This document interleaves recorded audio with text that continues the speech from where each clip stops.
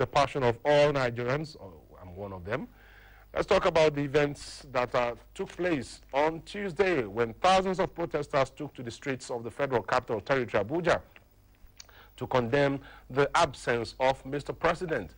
Led by Nobel Laureate Wole Soyinka, religious leaders, students, and civil society, they described the absence as a breach of the Nigerian Constitution. Let's get the details from Omar Bazwaye's report.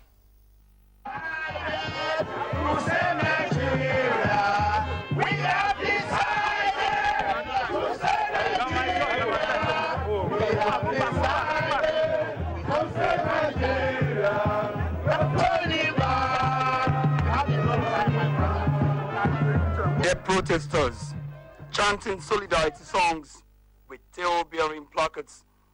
They gathered early at the Unity Fountain in Abuja. In one loud voice, the protesters continue to chant.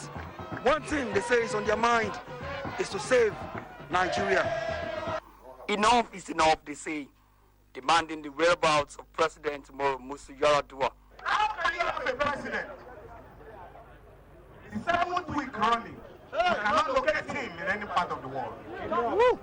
Now, you had the unfortunate disaster of the 25th of September.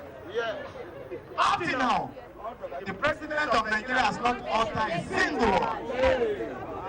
President Obama was looking for him, he can't find him. We're all looking for him, we can't find him.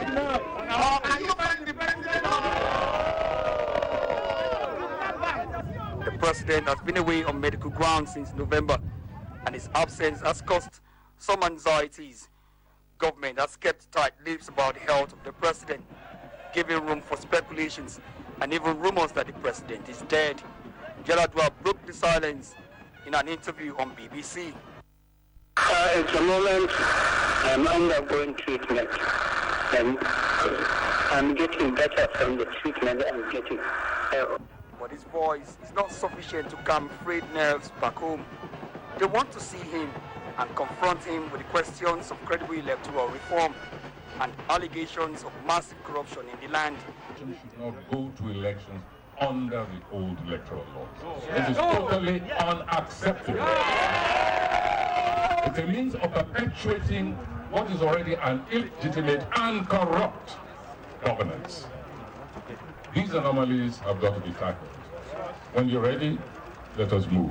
They go by the name Save Nigeria Group. Hand in hand, one formidable step at a time, the protesters, led by Nobel Laureate Professor Wole Soyinka, marched on, determined to hear their voices heard, their destination, the National Assembly.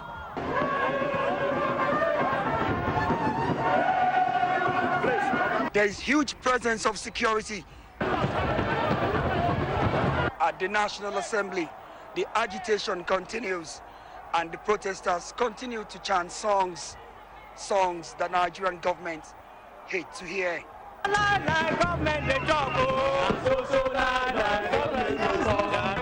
has come for the best of us to rise for the sake of the rest of us. We are not taking the back seat anymore. Our march has got nothing to do with tribe or religion. We are Nigerians. Nobody should hoodwink you with where you come from.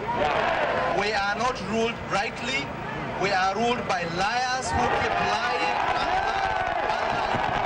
The minimum we demand of those who say we voted them into power is transparency, constitutionalism, and constitutionality and accountability.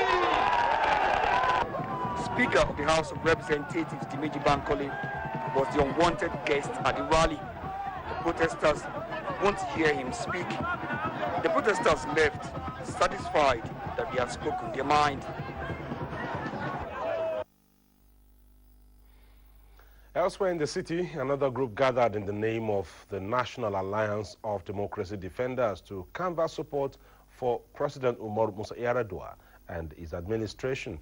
The demonstrators, who were mainly youths, gathered at the Eagle Square, where they were addressed by their leaders, including a former youth leader of the ruling People's Democratic Party, PDP, Ikenga Ugo Chinyere. Alima Elams has the story.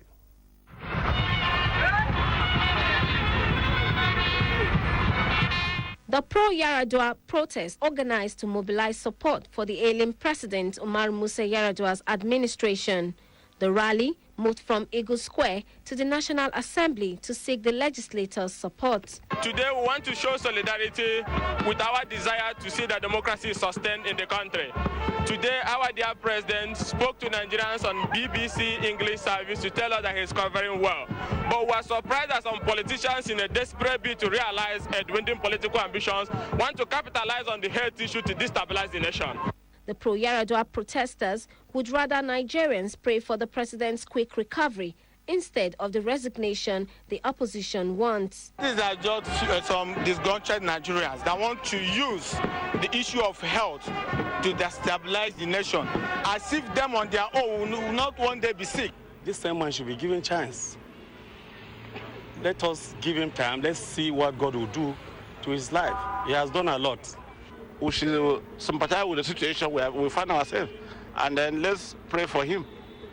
The group is made up of some youth and serving local government chairmen from the Federal Capital Territory.